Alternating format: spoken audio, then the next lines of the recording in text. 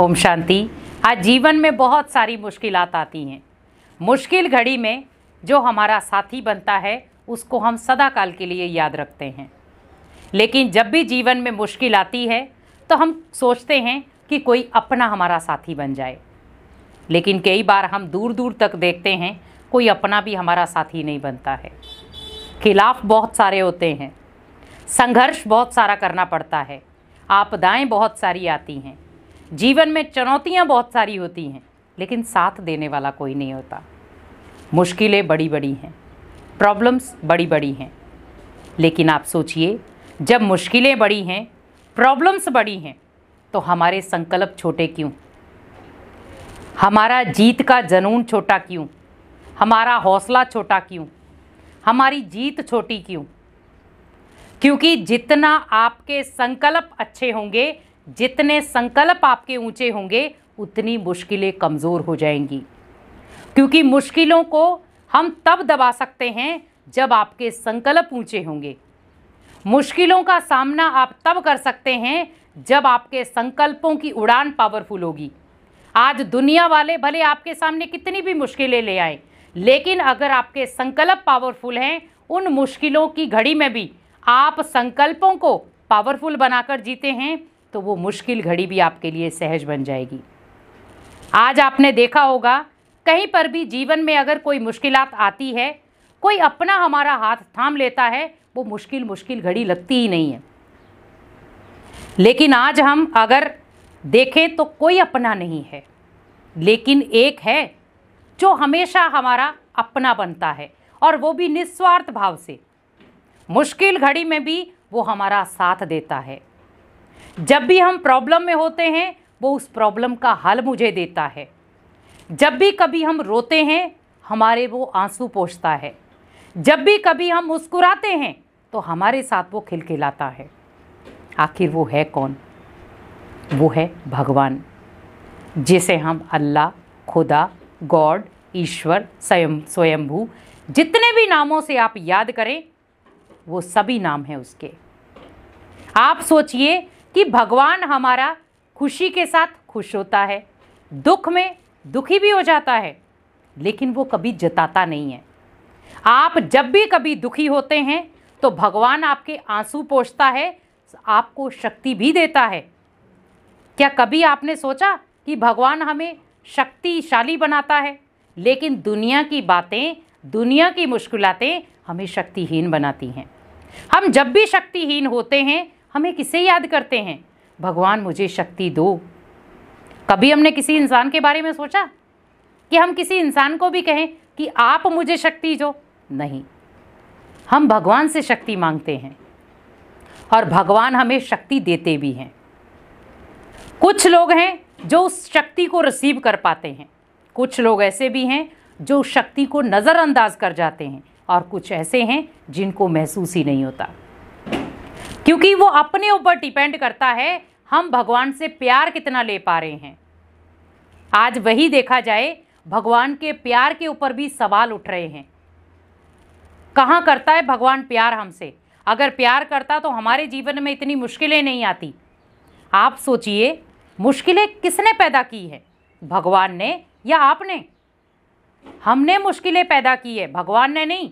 भगवान ने उसका निवारण बताया है आपको। भगवान ने आपको मुश्किलों में नहीं डाला है। हम इंसान जब अपने मन की भाषा को समझते हैं, अपने मन के आधार पर चलते हैं, तो मुश्किलें पैदा हो जाती हैं।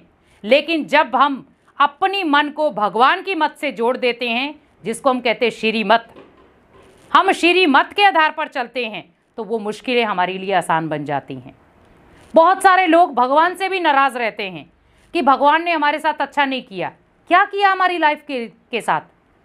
हमारी लाइफ में कुछ अच्छा हुआ ही नहीं आज तक। आप हमेशा याद रखें कि भगवान ने आपकी लाइफ के साथ बहुत अच्छा करने की कोशिश की है, लेकिन आपने अपनी लाइफ को खुद बिगाड़ा है, और वो बिगाड़ा है आपके कर्मों ने, आपके पुराने स्वभाव संस्कार ने, आपकी पुरानी नेचर ने। क्योंकि जब आपकी पुरानी नेचर, आप अपने पुराने स्वभाव संस्कार को ही बदल नहीं पाए, तो आप भगवान के ऊपर क्यों ब्लेम दे रहे हैं? बहुत सारे लोगों को हमने सुना है, कई बार भगवान के ऊपर भी वो ऐसी ऐसी बातें बोल देते हैं कि उन्हें समझ में नहीं आता कि हम किसको बोल रहे हैं। जैसे नॉर्मली हम एक इंसान को लड़ाई झगड़े की भाषा बोलते हैं, वही चीज़ आप भगवान से बोल रहे हैं। तो कम से कम आप थोड़ा सा ये रियलाइज़ करें कि भगवान की डिग्री क्या है, इंसान की डिग्री क्या है। इंसान जब आपकी बातों को नहीं बर्दाश्त कर पाता, क्या भगवान आपकी बातों को बर्दाश्त कर पाएगा? आप भगवान के ऊपर कितने ब्लेम लगा देते हैं, भगवान जी आपने ये किया, भगवान जी आपने ये किया। लेकिन जब दुख की घड़ी थी तो आपने किसको याद किया था? भगवान को। लेकिन वहां पर भगवान ने आपका साथ क्यों नहीं दिया? क्योंकि कहीं ना कहीं आपके कर्म वहां आड़े आ रहे थे। आपका वो आईना बंद था जहां भगवान आपका साथ दे रहा था। लेकिन आपको भगवान ने बहुत सारे इंडिकेशन दिए कि बच्चे अब सुधर जा, अपने कर्मों को सुधार ले, अपनी वाचा को सुधार ले, अपने व्यवहार को सुधार ले। हमने वो कभी नहीं किया। हमने भगवान की हर बात को नज़रअंदाज करते चले गए।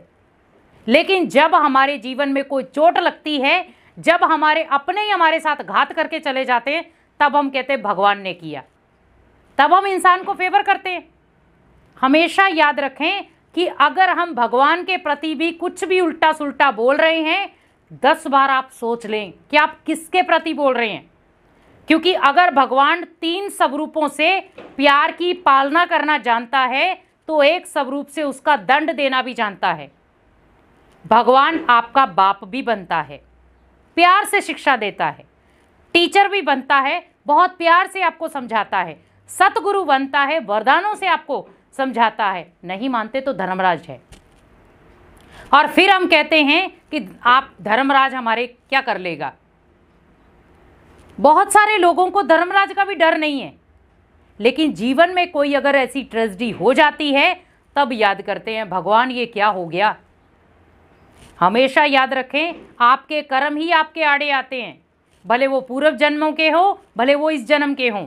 क्योंकि अगर आपने जो भी चीज़ दूसरे को ऐसा परोसी है, वही चीज़ रिटर्न में आपके पास आएगी। उसमें भगवान का कोई लेना देना नहीं है। वही चीज़ आपने दूसरे को दी हुई थी, बस वो सूद समेत आपके पास वापस आई है। बस यहाँ पर अगर आप उसे ना देते किसी को, तो आपके पास भी वो नहीं आती।